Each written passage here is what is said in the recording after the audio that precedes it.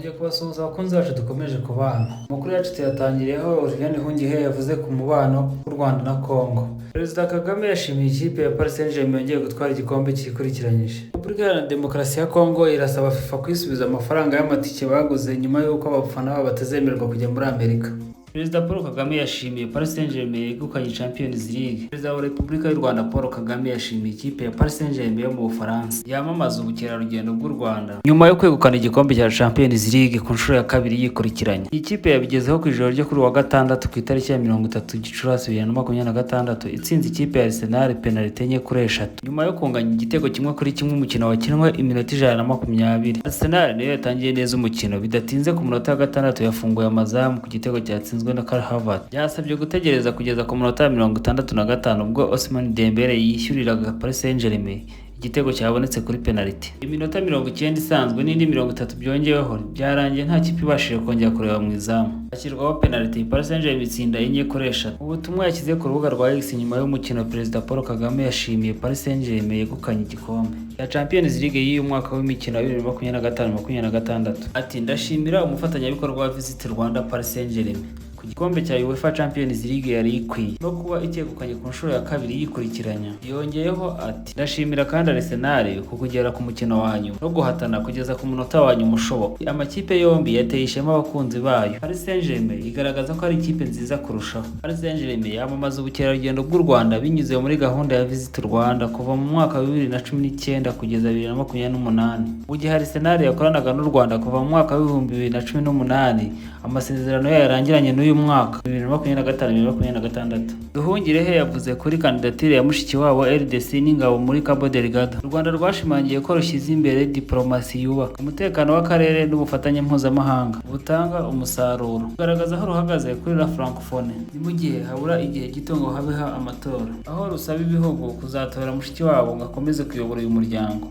Ingingo y'umutekano mu karere, amatora ya Francophonie, ubufatanye bw'u Rwanda na Mozambique ni bimwe mu byagarutsweho na Minisitiri w'Ububanyi n'Amahanga Olivier Nduhungirehe mu biganiro yagiranye n'abadiplomate bahagarariye ibihugu byabo mu Rwanda. Ibi biganiro u Rwanda rwanabasobanuriye ingamba zarwo mu kurwanya icyorezo cya Ebola gikomeje kwiyongera muri Repubulika Iharanira Demokarasi ya Congo. Basobanuye ingamba zashyizwe ku mipaka mu kugenzura abinjira n'ibindi. Amatora y'ugomba kuyobora OEF azaba mu Gushyingo. Louise Mushikiwabo niwe u Rwanda rwatanze nk'umukandida kuri manda itaha kugira ngo akomeze ayobore. Mu nama y'abaminisitiri bagize umuryango Francophonie yabereye i Kigali Ugushyingo 2025, ibihugu byinshi byasabye ko Louise Mushikiwabo yongera kwiyamamaza bikazamutorera gukomeza kuyobora uyu muryango kuri manda ye ya gatatu. Muri Mata 2026 uyu mwaka nibwo u Rwanda rwatanze Louise Mushikiwabo nk'umukandida kuri uyu mwanya w'umunyamabanga mukuru wa Francophonie. Yatangiye manda ya mbere 2018 yongera gutorerwa iya kabiri mu Gushyingo 2022. Minisitiri Nduhungirehe yashimye ubuyobozi bwa Louise Mushikiwabo, avuga ko bwatumye uyu muryango urushaho kugira ijambo mu rwego mpuzamahanga. Ati Louise Mushikiwabo yazamuye la Francophonie ayishyira ku rundi rwego. Ubuyobozi bwe uyu muryango wabonye umwanya ukwiriye ku meza afatirwaho ibyemezo ku ngingo zijyanye no guhangira imirimo urubyiruko n'imiyoborere ishingiye kuri demokarasi, ubukungu, umuco, uburinganire no guteza imbere ururimi rw'igifaransa. Kwakira kandidatire ku mwanya w'umunyamabanga mukuru w'umuryango w'ibihugu bivuga igifaransa byarangiye ku itariki 15 Gicurasi. Muri Kamena hazaba inama y'abaminisitiri idasanzwe aho abakandida bazamurika imigabo n'imigambi yabo, hanyuma abaminisitiri bashyire hamwe ingingo z'ingenzi zijyanye n'ibyo abo bakandida bagaragaje, bazimenyeshe abakuru b'ibihugu bazitabira inama yo mu Kuboza izakorerwamo amatora. Mu bakandida batanzemo kandidatire harimo Juliana Amato Lumumba, umukobwa wa Patrice Lumumba watanzwe na Repubulika Iharanira Demokarasi ya Congo. Abakurikirana hafi bavuga ko kandidatire yitari igamije ikindi usibye gushaka guhangana na mushiki wabo bishingiye ku mibanire mibi y'u Rwanda na Congo. Undi mukandida ni Umunyarumaniya wabaye minisitiri w'intebe mu gihe undi ari umujyanama wa perezida wa Mauritania ku bijyanye n'umutekano mu karere. Minisitiri Nduhungirehe yongeye gushimangira ko u Rwanda rwifuza ko ibibazo rufitanye na Congo byakemuka mu buryo butabogamye kandi biganisha ku musaruro kugira ngo amahoro aboneke mu karere. Yavuze ko umuryango mpuzamahanga n'abafatanyabikorwa bose bakwiye kwegera guverinoma ya Congo mu buryo bwubaka bugamije kuyifasha gushyira mu bikorwa ibyo yiyemeje mu nzira z'amahoro zisanzwe. Ati u Rwanda rurasaba umuryango mpuzamahanga n'abafatanyabikorwa bose kuganira na Congo mu buryo bwubaka bugatanga umusaruro mu gushyira mu bikorwa uruhare rwayo mu buryo yiyemeje. Yaburiye ko kudashyira igitutu gikwiye kandi kitagize uruhande kibogamiyeho byaba bisa no gushyigikira inzira ya gisirikare ya Congo ikomeje guhitamo aho aho gukurikiza amasezerano yasinywe. Ati kutabikora byaba ari ugushyigikira uburyo bwa gisirikare bwa RDC, kutabaho igitutu kidafite aho kibogamiye no gushyira mu bikorwa ibyemeranyijwe. Ntidushobora gushyiraho uburyo n'impamvu zatuma habaho amahoro arambye mu karere k'ibiyaga bigari. Kuva ibihugu byombi byasinye amasezerano y'amahoro, guverinoma ya Kongo irimbanyije imirwano n'umutwe wa M23. Hari ibyemejwe ko bashyira imbere agahenge, hakabaho ibiganiro by'amahoro. Minisitiri Nduhungirehe yanagarutse ku bufatanye bw'u Rwanda na Mozambique ku by'umutekano, cyane cyane ku butumwa bw'ingabo n'abapolisi by'u Rwanda muri Cabo Delgado, aho bafasha kugarura umutekano n'ituze. Yavuze ko uyu mwaka u Rwanda rwafashe icyemezo cyo gukorana gusa na guverinoma ya Mozambique, ari nayo izakomeza ishaka inkunga ikenewe mu gushyigikira ingabo na polisi by'u Rwanda muri Cabo Delgado. Ni nyuma y'uko umuryango w'ubumwe bw'Uburayi witambitse binyuze mu bihugu bibiri ari byo Ubudage n'Ububiligi, witambitse inkunga ya miliyoni 20 z'amayero itangwaga mu bikorwa byo kurwanya ibyihebe. Ati uyu mwaka u Rwanda rwafashe icyemezo cyo gukorana na guverinoma ya Mozambique gusa. Yabonye kandi izakomeza kubona inkunga ikenewe ku ngabo na polisi by'u Rwanda bari muri Cabo Delgado. Ubufatanye hagati ya guverinoma zombi bwatanze umusaruro, kugeza ubu buzakomeza kugenda neza no mu gihe kiri imbere. U Rwanda rumaze imyaka 5 rwohereza ingabo n'abapolisi muri Mozambique mu butumire bw'icyo gihugu guhera mu ntangiriro za 2021. Ubutumwa bugamije gufasha Mozambique guhashya imitwe y'iterabwoba n'inyeshyamba mu ntara ya Cabo Delgado. Ubu butumwa bwatangira bumaze gutanga umusaruro ukomeye. Ibyihebe byari byarigaruye intara byarahashyijwe ikigero gikomeye, ibice bigenzurwa n'u Rwanda, abaturage bakongera gusubira mu byabo. Abafite ingengabitekerezo n'ubundi RDF yarabatsinze. Lieutenant Colonel Dr Harerimana, umuyobozi ushinzwe ikoranabuhanga muri Minisiteri y'Ingabo, Lieutenant Colonel Dr Gaspard Harerimana, yagaragaje ko abafite ingengabitekerezo ya Jenoside n'ubundi batsinzwe n'igisirikare cy'u Rwanda kandi ko bazakomeza gutsindwa, bityo ko ntaho bikwiye gutera ubwoba nubwo bigiteye impungenge kuba hakigaragara abanyarwanda bayifite. Bigarutseho mu kiganiro yatanze mu ihuriro ry'urubyiruko Igihango cy'Urungano byabaye kuri uyu wa 30 Gicurasi 2026. Lieutenant Colonel Dr Gaspard Harerimana yagaragaje ko kwinjira mu ngabo z'u Rwanda ari igihango yagiranye nazo nyuma yo kurokoka Jenoside yakorewe Abatutsi. Icyatumye ngirana igihango na RPA ni uburyo narokotsemo, byatumye uwo munsi niyemeza kuba umusirikare. Nabaye umusirikare ku mutima 94, ariko ko nari ngifite imyaka 13 gusa nararindiriye imyaka iruzura yinjira muri RPA mu 2002. Yasobanuye ko RDF kuri we yabaye nk'umuryango kurusha uko ayibona nk'akazi. Kasa akigera mu gisirikare yaje kubona amahirwe yo kujya kwiga mu mahanga. Kuri ubu afite impamyabumenyi y'ikirenga mu bijyanye na AI yakuye Seoul muri Korea y'Epfo. Yagaragaje ko kuba hari abagifite ingengabitekerezo ya Jenoside bidateye ubwoba, nubwo hari impungenge kandi ko abikigaragaraho ari abatsinzwe. Ati abantu benshi bari muri RDF bavuye mu cyo nakita kwigira, ntabwo ari abantu babona ikintu cyose ngo bagize ubwoba. Ikindi uzasanga abo bantu bafite ingengabitekerezo n'ubundi RDF isanzwe yarabatsinze.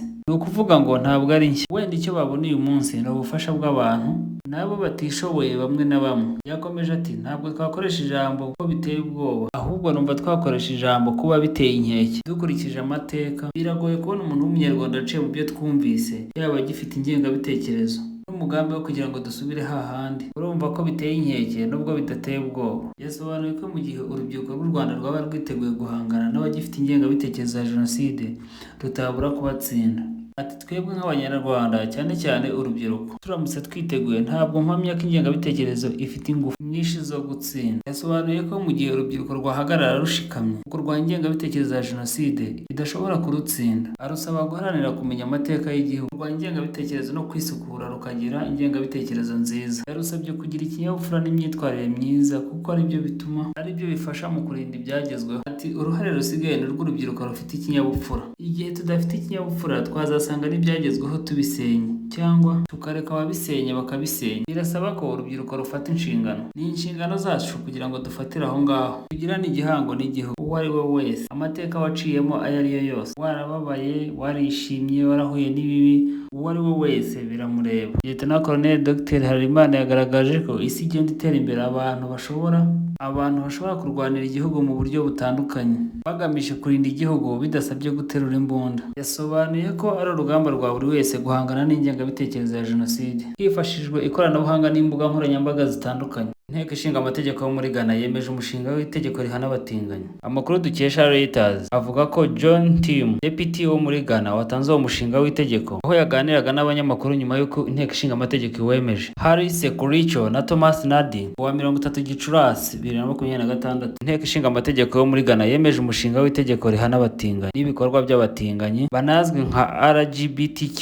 Kuvuga ko uri umutinganyi bishobora guhanishwa imyaka igera kuri 3. Uwo mushinga w'itegeko urimo ingingo y'inshingano yo kumenyesha polisi ibikorwa bibujijwe n'amategeko. Basubiye ku butegetsi mu mwaka ushize, abakuru b'amadini bokeje igitutu Perezida John Dramani Mahama ugikeneye kwemeza iryo tegeko kugira ngo yongerere imbaraga amategeko ahana abatinganyi. Uko guca ubutinganyi byamaganwe bikomeye n'imiryango mpuzamahanga irimo imiryango iharanira uburenganzira bwa muntu Human Rights Watch, wavuze ko iryo tegeko rishyira mu kaga ubuzima bw'abatinganyi ndetse ko rishishikariza abaturage kugenza, kuneka ndetse no kuregana. Imibonano mpuzabitsina y'abahuje igitsina yaraciwe muri Ghana hashingiwe ku mategeko yo mu gihe cy'ubukoloni bw'Ubwongereza.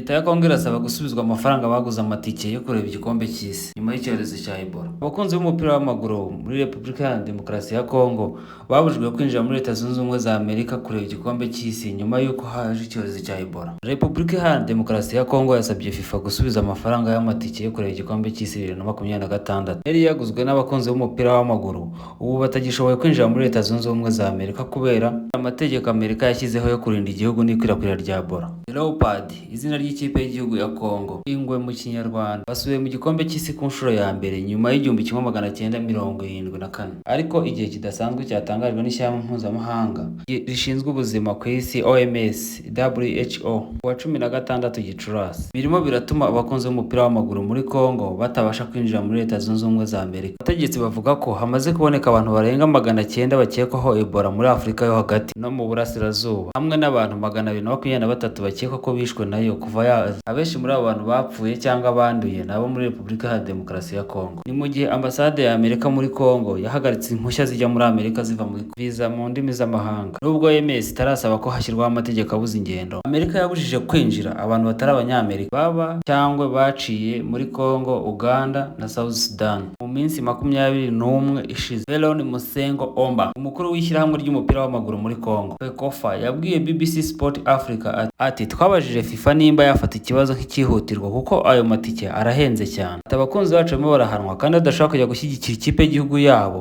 mu gikombe cy'isi.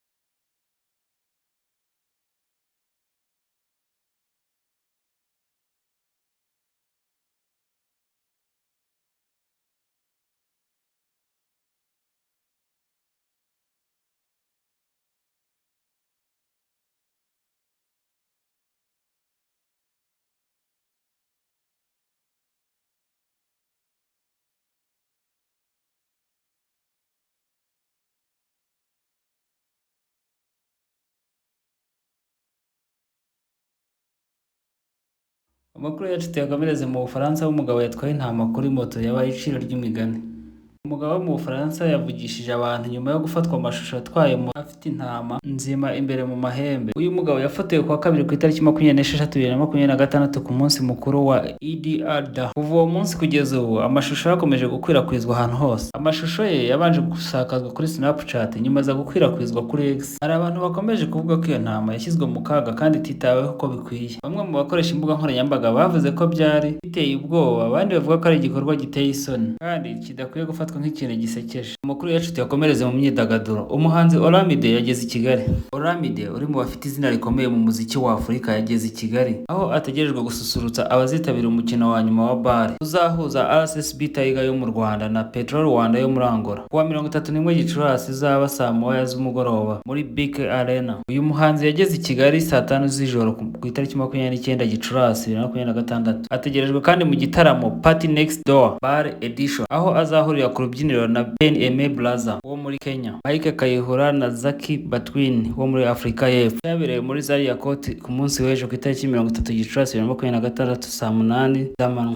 Yari kitezwe guhuza abakunzi b'umuziki batandukanye, by'umwihariko abakunzi ba Afrobeat na Hip Hop byo muri Nigeria. Olamide ni umuhanzi umwe mu bafite izina rikomeye muri Afurika. Yatangiye kumenyekana 2011 ubwo yasohoraga alubumu ye ya mbere yise Rhapsody, yahise imwinjiza mu bahanzi ba mbere mu muziki wa Nigeria. Uyu muhanzi wamenyekanye mu ndirimbo nka War, Rock n'izindi nyinshi, azwiho ubuhanga bwinshi bwo guhuza injyana zitandukanye zirimo rap, street pop and Afrobeat, ibintu byatumye yigarurira imitima ya benshi. Olamide kandi niwe washinze inzu ifasha abahanzi ya EBNL National, ifashije abahanzi benshi b'ibyamamare kuzamuka barimo Fireboy. Ikomeza gushimangirwa ko ari nk'umwe mu bagize uruhare rukomeye mu muziki wa Nigeria. Igitaramo cy'i Kigali kiri mu murongo w'ibitaramo bigamije gushyushya umujyi mu bihe by'imikino ya BAL iri kubera i Kigali kuwa 22 Gicurasi 2026 izasoza kuwa 31 Gicurasi 2026. Abategura ibi bitaramo batangaje ko ari umwanya mwiza ku bakunzi b'umuziki n'abakunzi ba basketball mu Rwanda wo kuryoherwa n'ibirori mu mujyi wa Kigali mu bihe by'imikino ya BAL.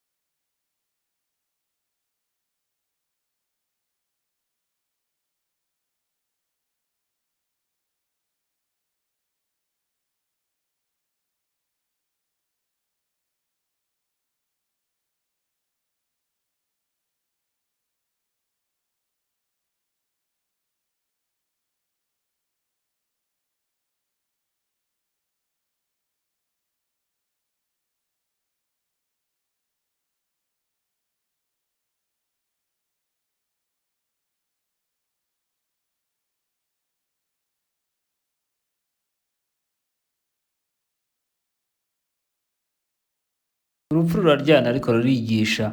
Amagambo yavuzwe na David asezera ku nshuti ye Tani. Umuhanzi ukomeye cyane muri Nigeria, Davido Adeleke, uzwi cyane mu mazina nka Davido, mu gahinda kenshi asezera ku nshuti ye yitabye Imana, agaragaza ko urupfu rubabaza ariko rwigisha. Ni bimwe mu byo Davido yagarutseho mu gusezera ku nshuti ye mu muhango wo gushyingura wabaye ku itariki 29 Gicurasi 2026. Davido yagaragaje ko kubura inshuti ye bigoye kubyakira, cyakora bigoye no kubyemera. Yagize ati kuba Tine atagihari bindemereye umutima kandi birababaje cyane. Komeza agira ati cyakora biragoye yemera ko atagihari. Ati urupfu rurababaza kandi rutanga isomo. Tine yari umuntu udasanzwe, yari umuntu urangwa n'imbaraga, ibyishimo, imbaduko, yatumaga ahantu hose ari harangwa umutuzo n'ibyishimo. Ubusanzwe Tine amazina ye bwite ni Dennis Ukono, akaba yarazwi nka Tani Ego cyangwa Ego 222. Akaba yari mu nshuti za hafi cyane za Davido, ndetse akaba yari mu itsinda rye ry'inshuti ze rizwi nka 30 GB cyangwa 30 billion gang bakunze kugaragara kenshi bari kumwe mu ngendo, mu birori no mu bikorwa bitandukanye bya buri munsi. Davido yamufataga nk'umuvandimwe. Inkuru y'akababaro y'urupfu rwa Tini yasakaye ku itariki 6 Werurwe 2026. Abo mu muryango we n'inshuti ye Davido batangaje ko yazize indwara y'umutima. Yashyinguwe ku itariki 29 Gicurasi 2026. Ndashimira Nyagasani n'umucunguzi Yesu Kristo. Izado wa Paris Saint-Germain yongeye gutsindira Champions League. Paris Saint-Germain ba ikipe ya kabiri yitwaye ibikombe byikurikiranye bya Champions League kuva itangiye kwitwa gutyo guhera mu mwaka w'1993. Ikipe ya Paris Saint-Germain yashimangiye umwanya wayo nk'imwe mu makipe yabayeho y'ibihangange i Burayi nyuma yo kuba ikipe ya kabiri yegukanye Champions League yikurikiranya. Iyo ntsinzi igoranye yayigezeho kuri penalty mu mukino wa nyuma yahuje na Arsenal yo mu Bwongereza wari wabereye Budapest muri Hungary. Mu gihe gisanzwe no mu nyongera amakipe yombi yanganyaga igitego kimwe kuri kimwe. Yunga mu ntsinzi yagezeho mu mezi 12 yashize ubwo yanyagiraga ikipe ya Inter Milan ibitego 5-0 uwundi mukino wa nyuma wa Champions League. Mu gukora ibyo, Paris Saint-Germain iba ikipe ya mbere ishobora kugumana iki gikombe nyuma y'uko Real Madrid yabigezeho igitwara inshuro 3 zikurikiranye. Ndetse bivuze ko ubu yabaye ikipe ya kabiri ibigezeho kuva Champions League yatangira kwitwa gutyo kuva mu mwaka w'1993. Mu mateka y'imyaka 71 irushanwa rimaze, Paris Saint-Germain niyo kipe ya 10 gusa yegukanye ibi bikombe bibiri byikurikiranye. Paris Saint-Germain ni nayo kipe ya mbere mu gihugu cy'Ubufaransa yegukanye igikombe cy'Uburayi European Cup cyangwa Champions League mu buryo bwikurikiranyije. Nyuma y'uwo mukino umutoza wa Luis Enrique yagize ati: "Byishimo, umunaniro, buri kintu cyose, ariko aka niko kanya keza muri uyu mwaka w'imikino. Turacyafite ibikombe bibiri byikurikiranya, biratangaje." Liverpool yirukanye umutoza Slot iganiriza Iraola. Arne Slot imbere yatozaga ikipe ya Feyenoord ikina mu cyiciro cya mbere mu Buholandi. Umutoza mukuru Arne Slot w'ikipe ya Liverpool yirukanwe nyuma yo kwitoza imyaka 2. Umuholandi w'imyaka 47 wafashe ikipe ya Liverpool gutsindira igikombe cya 20 cya shampiyona ya Premier League umwaka w'imikino 2024-2025. Mu mwaka wa mbere ayitoza ibintu byagendaga neza, ariko yagowe n'umwaka wa kabiri. Ikipe ikaba yararangije shampiyona iri ku mwanya wa 5. Brandon Ireland uherutse kureka gutoza Bournemouth niwe uhabwa amahirwe menshi yo gusimbura Slot. Liverpool yegerewe umunyespagne imuganiriza ku kwitoza. Nubwo yabonye itike yo gukina Champions League umwaka utaha, Liverpool yarangije umwaka w'imikino ifite amanota 60. Iyo manota make ya mbere igize kuva mu mwaka w'imikino 2015-2016, ndetse irushwa amanota 25 na Arsenal yegukanye igikombe cya shampiyona ya Premier League. Mu itangazo basohoye ba nyiri Liverpool, Railway Sport Group bagize bati: "Kuba iki cyari icyemezo kigoye nk'ikipe ni ibintu byumvikana. Umusanzu wa Slot yatanze kuri Liverpool mu gihe amaranye natwe ni munini, ufite icyo uvuze kandi mu buryo bw'ingenzi kurusha ibindi byose ku bafana no kuri twebwe ubwacu ni mwiza. Kureka iyo mpamvu, ugushimira kwacu kuri buri kintu cyose yagezeho ntibishobora kuba byinshi kurenza. By'umwihariko buri kintu cyose yakoze cyashingiye ku myitwarire myiza, ubushishozi n'ikigero cy'ubuzobere cyashimangiye kurushaho uko tubana ko ari intyoza mu byo akora. Kuva tugihura bwa mbere Slot yahise bigaragara ko ari umutoza utemera inshingano gusa ahubwo ayigira iye."